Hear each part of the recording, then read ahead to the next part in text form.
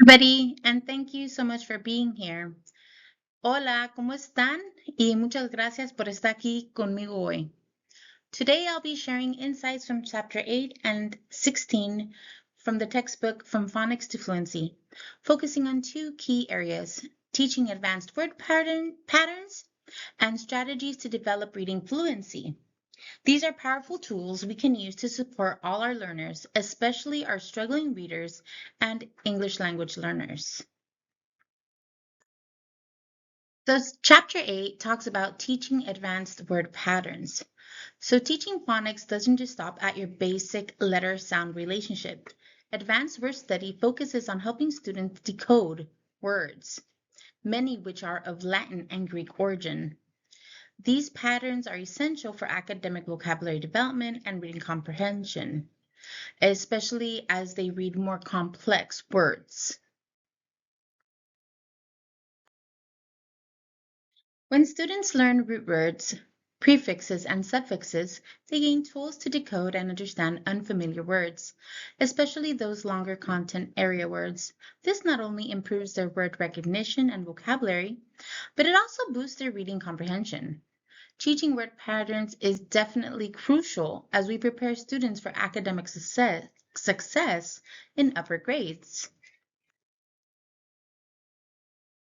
When students are confident with basic phonics, we can guide them into meaningful word parts, affixes, and derivational roots.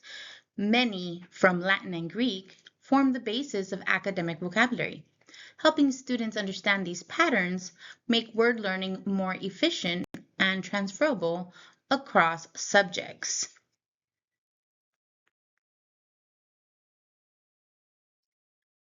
This is a powerful research-based tip. A small set of prefixes and suffixes account for most occurrences in English. Teaching just one or two new affixes per week can dramatically expand our students' vocabulary and decoding ability. I recommend using a word wall and regularly revisiting affixes through short, engaging activities. Here is a graph about the most common prefixes and suffixes used in words. So the most common suffix used is going to be the inflectional S. Then it's the ed, then it's the ing. The most common prefix is the un, or the re. But as teachers, having this knowledge, it makes perfect sense for us to go through these words and explain it to students so that it can have meaning and purpose when they're reading throughout their academic materials. To bring word study to life, we use strategies like divide and conquer, where students break words into parts and uncover their meanings. Visual tools like word charts and word spokes help students organize and remember words. Model lessons, writing tasks, and word games add fun and deepen understanding. So I think these teaching strategies are very, very useful. But as teachers, we need to make sure that we are making our anchor charts with a lot of purpose and intention. That way students have a reference in the classroom and also have a basis on what it is that we're studying and how it is that we're dividing our words into its parts. This is a chart of English and Spanish cognates with morphological awareness. On this side, you have the English, and on this side, you have the Spanish. The word is information or información, and it's broken down into its word parts.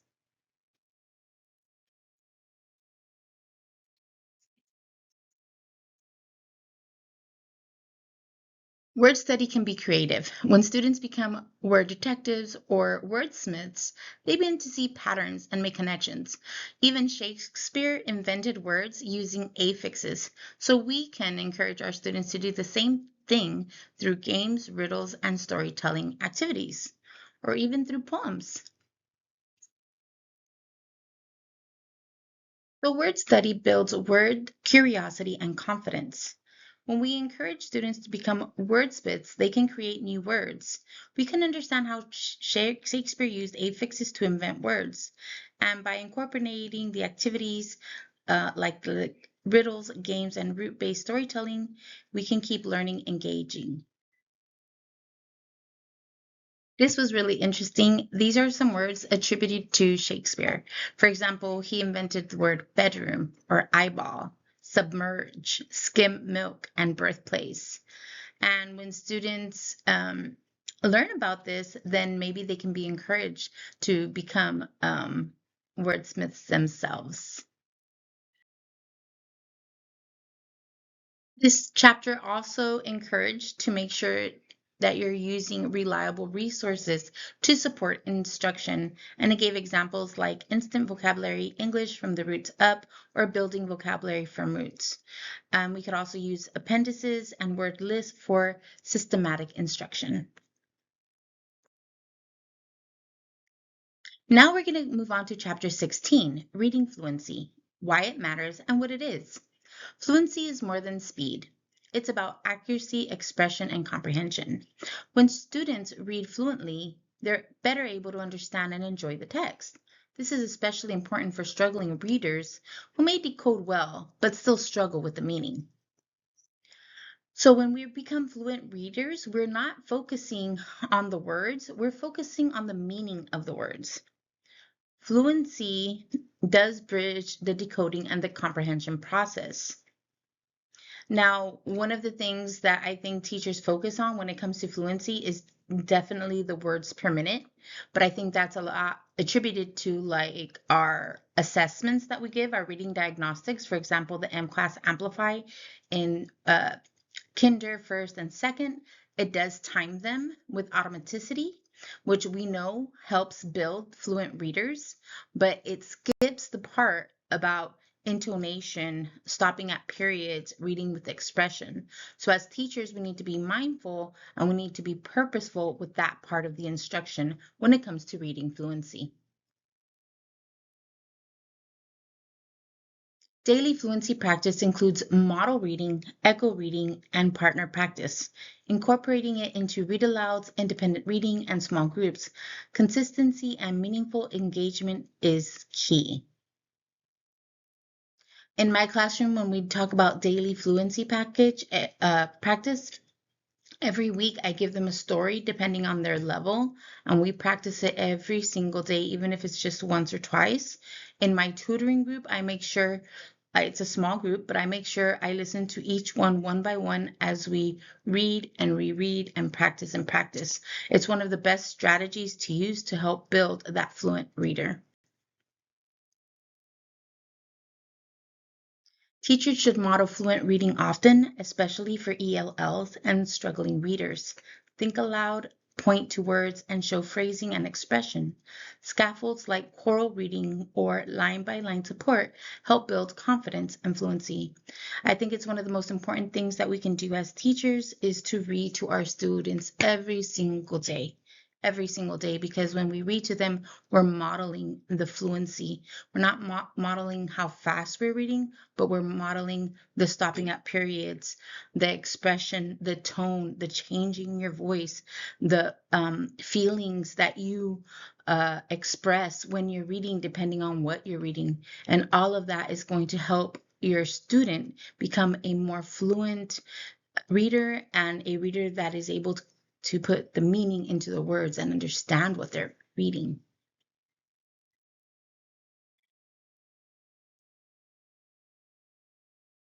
Repeated reading boosts fluency and comprehension.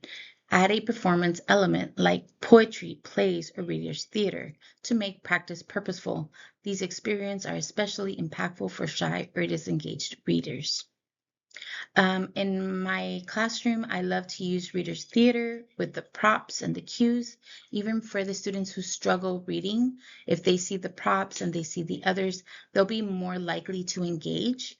And what I like about it is in my reader's theater, there's only 3, maybe 4 per group. And if someone cannot read it, someone else will read it and then they will repeat it. So they're getting the practice from each other.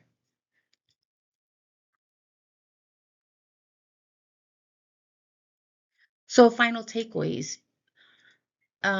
Fluency must be taught. Decoding is not enough.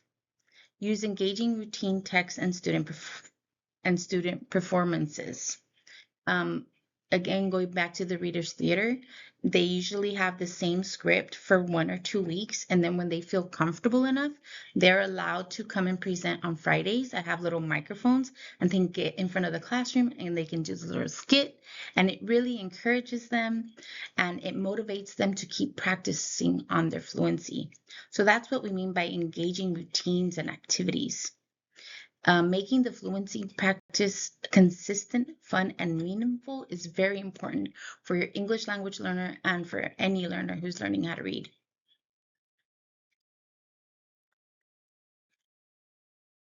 Next, we're going to talk about instructional strategies to support struggling readers and writers when it comes to the fluency and the advanced word patterns. This visual strategy helps students see how one root can lead to many related words. It supports vocabulary, decoding, and morphology. Plus, it's a great way to engage visual learners and foster independent word learning. So the first instructional strategy is your word spokes and word charts. What you want to do is you want to have a visual for the learners to make those connections, and you want to display them in the classroom or even write them in the journals. What you can also do is create a word spoke with blanks in it, and as they come across words that relate to it, then they go and insert it. And that way it's an ongoing practice, and students are constantly looking at the words to determine their meaning and their word parts. So word spokes, it's just a wheel. So at the center, you have either a root word or you have a prefix or a suffix or a base. And then off of that, you expand anything that can relate to it. So let's look at some examples. Here's an example. In this word spoke, we have spect. Spect means to see. So around it, we have words with this base in every word. You have inspect, to look into, respect, to look up to, spectacle, something to be seen, spectator, one who watches, and prospect, something to look forward to.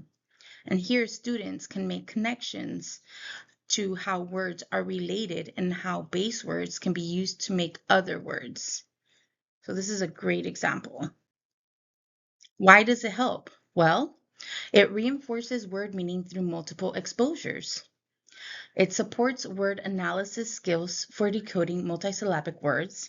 It helps struggling readers build a vocabulary through pattern recognition.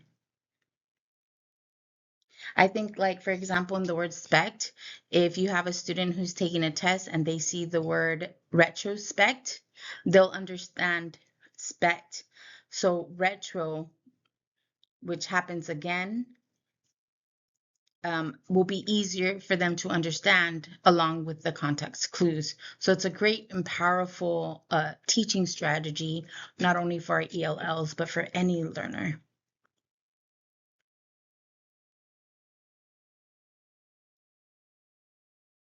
So how do we implement word spoke detective? So this is an activity called word spoke detective. And what you do is you choose a base word, a prefix, or a root word. Then on each spoke, write a word that contains the root and explain its meaning. For example, the root auto, which means self. You would put the word auto, and then you would write words around it, like automobile, autobiography, automatic. A car that drives itself would be the automatic. You can also use this to help organize words. You could even use it as a challenge, as a classroom challenge, having the chart up there and having the students being able to fill it in. Or it could be used in partner work and group work. So here's another example of the wordsbook auto. You have the root word, the derived word, and the meaning. And these are really great visuals so that students can start to unpack these long and difficult words as they move on to the upper elementary grade levels. The next strategy we have empowers students to break down multisyllabic words. They decode by part, prefix, base, and suffix. Then they reconstruct meaning. And it's perfect for independent practice and for building word confidence. So this one is called Divide and Conquer. And the focus is for word recognition and vocabulary. So this strategy helps students analyze word structures by breaking words into its parts. And the reason it's very effective is because it helps build decoding and vocabulary skills. It empowers students to tackle unfamiliar multisyllabic words, and it encourages critical thinking about word meaning and usage. So here's a format that I made. It would kind of be like a little worksheet with lots of examples. I would not give this to students independently. I would definitely give this as group work or partner work. So this is called Word Detective Break It Down. The objective is to break each word into its prefix and base word, then write what the whole word means.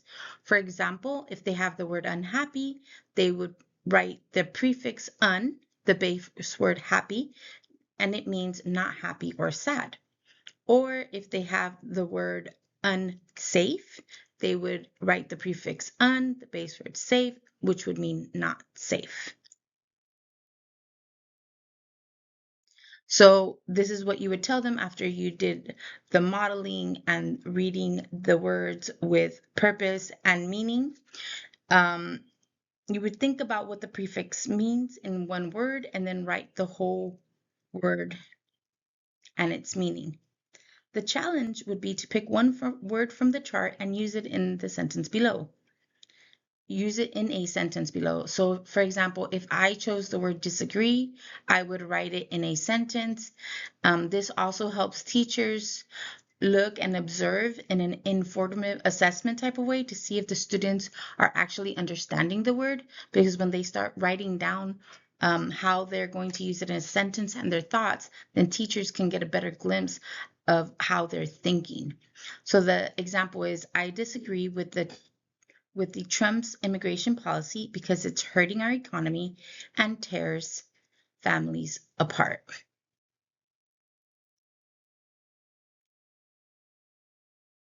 Okay, so this last instructional strategy that I chose is called shared reading. Shared reading provides a scaffold, joyful reading experience. We read aloud with students, modeling fluent reading and prompting discussion. This supports fluency, vocabulary, and comprehension, especially for beginning readers. Another great thing that this can do is it can support the writing process, because before you write, you have to have a lot of discussions. So you can pick a topic from the story that you're reading. Maybe it's a novel study, and then from there you can discuss it and you can say why you agree, why you disagree, or you could piggy off ideas, and then they can go back and journal their thoughts. When they're done journaling their thoughts, I always encourage my students to go to the carpet with their journals and share what they wrote with other students. And they really love doing that. We even have the game where it's stand up, hand up. I put music on. Everybody walks around. When the music stops, they put their hand up with someone, and that's going to be their partner. And students absolutely love to do that. So why use shared reading? Well, it definitely supports your emergent readers with modeling and scaffolding. It builds fluency, sight word recognition, and phonics knowledge. It enhances vocabulary and comprehension, and it fosters a love for reading through enjoyable shared experiences. Another reason why I love shared reading is it's because it's the perfect canvas for allowing students to have those rich discussions in the classroom. So, what are they learning during shared reading? Shared reading teaches us so much from tracking print and predicting to understanding punctuation and story structure. It's an ideal space to model and practice reading strategies with higher support and engagement.